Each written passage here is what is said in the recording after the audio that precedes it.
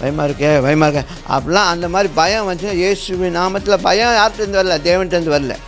ஆகையால் இயேசுவின் நாமத்தில் அப்புறப்படுத்துங்க அதை.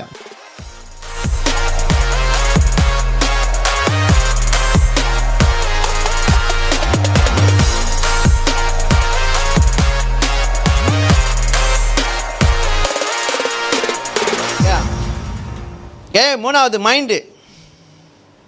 உங்கள் மைண்ட், உங்கள் சிந்தனை, உங்கள் எண்ணங்கள் எதை செஞ்சாலும் அதில் ஆண்டவருடைய திட்டத்தை, ஆண்டவருடைய சட்டத்தை கேளுங்க. உங்கள் சிந்தனையில் எதை நீங்கள் சிந்தித்தாலும் இது ஆண்டவர் விருப்பப்படுறதா, இது ஆண்டவர் நியமித்த காரியமா, இது ஆண்டவருக்கு விருப்பமானதா, ஆண்டவர் சித்தமா, இதெல்லாம் சிந்திக்கணும்.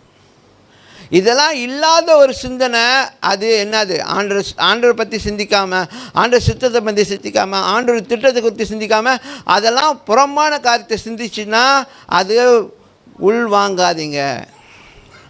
Don't accept it. ரிபியூக் பண்ணுங்கள். சொல்லுங்கள், இயேசுவின் நாமத்தில் இப்படிப்பட்ட எண்ணங்கள் போவதாக.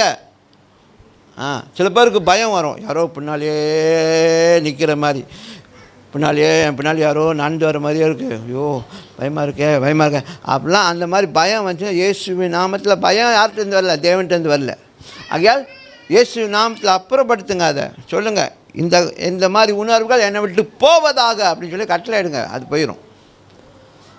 புரியுதா? அப்போ எதெல்லாம் ஆண்டவர் விருப்பப்படுகிற எண்ணங்கள் அப்படின்னா, அதனால சொல்ல, நீங்கள் நினைப்பதற்கும் வேண்டிக் கொள்வதற்கும் அதிகமாய் செய்கிறவர்.